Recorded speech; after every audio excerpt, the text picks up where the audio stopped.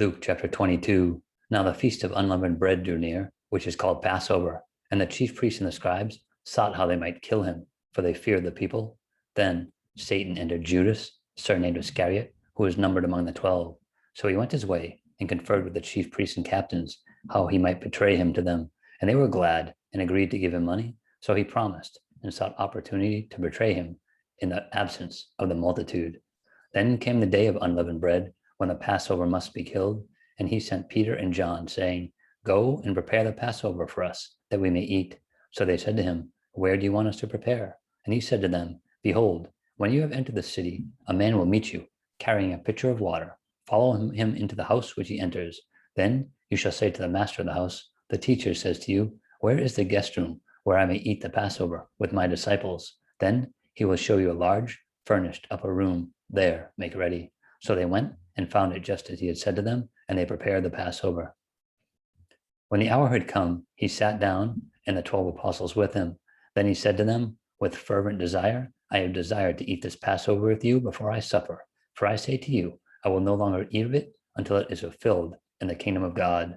Then he took the cup and gave thanks and said, Take this and divide it among yourselves. For I say to you, I will not drink of the fruit of the vine until the kingdom of God comes. And he took bread, gave thanks, and broke it, and gave it to them, saying, This is my body, which is given for you. Do this in remembrance of me. Likewise, he also took the cup after supper, saying, This cup is the new covenant in my blood, which is shed for you. But behold, the hand of my betrayer is with me on the table, and truly the Son of Man goes, just as it has been determined, but woe to that man by whom he is betrayed. Then they began to question among themselves which of them it was who would do this thing. Now there was also a dispute among them as to which of them should be considered the greatest. And he said to them, The kings of the Gentiles exercise lordship over them, and those who exercise authority over them are called benefactors, but not so among you. On the contrary, he who is greatest among you, let him be as the younger, and he who governs as he who serves. For who is greater, he who sits at the table, or he who serves? Is it not the one who sits at the table? Yet I am among you as the one who serves. But you are those who have continued with me in my trials, and I bestow upon you a kingdom, just as my Father bestowed one upon me, that you may eat and drink at my table in my kingdom, and sit on thrones, judging the 12 tribes of Israel. And the Lord said, Simon, Simon, indeed Satan has asked for you, that he may sift you as wheat.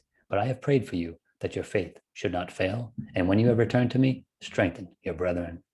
But he said to him, Lord, I am ready to go with you, both to prison and to death. Then he said, I tell you, Peter, the rooster shall not crow this day before you will deny me 3 times that you know me. And he said to them, When I sent you without money bag, knapsack, and sandals, did you lack anything? So they said, Nothing. Then he said to them, But now he who has a money bag, let him take it, and likewise a knapsack. And he who has no sword, let him sell his garment and buy one. For I say to you that that which is written must still be accomplished in me. And he was numbered with the transgressors. For the things concerning me have an end. So they said, Lord, look, here are 2 swords. And he said to them, It is enough. Coming out, he went to the Mount of Olives, as he was accustomed, and his disciples also followed him. And when he came to the place, he said to them, Pray that you may not enter into temptation. And he was withdrawn from them about a stone's throw, and he knelt down and prayed, saying, Father, if it is your will, take this cup away from me. Nevertheless, not my will, but yours be done. Then an angel appeared to him from heaven, strengthening him. And he, being in agony, prayed more earnestly. Then his sweat became like great drops of blood falling down to the ground. When he rose up from prayer and had come to his disciples, he found them sleeping from sorrow. Then he said to them, Why do you sleep? Rise and pray, lest you enter into temptation.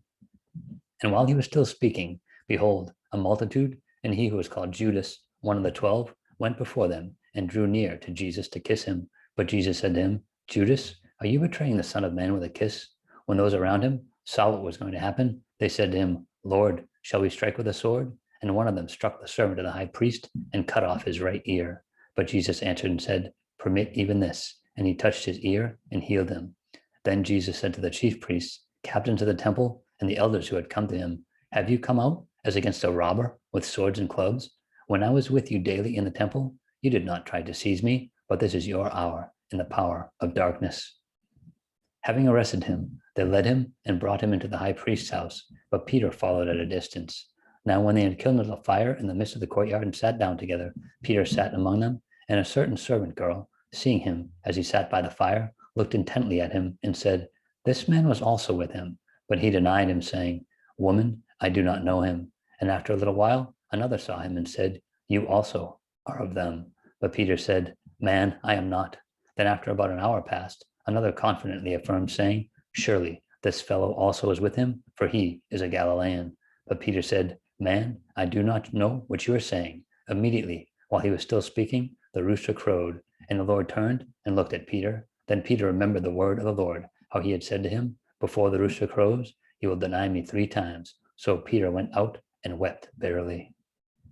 Now, the men who held Jesus mocked him and beat him, and having blindfolded him, they struck him on the face and asked him, saying, "Prophesy, who is the one who struck you?" And many other things they blasphemously spoke against him. As soon as it was day, the elders of the people, both chief priests and scribes, came together and led him into the council, saying, "If you are the Christ, tell us." But he said to them, "If I tell you, you will by no means believe. And if I also ask you, you will by no means answer me or let me go. Hereafter, the Son of Man will sit on the right hand of the power of God." Then they all said, "Are you then the Son of God?" So he said to them, "You rightly say that I am." And they said, "What further testimony do we need? For we have heard it ourselves from his own mouth."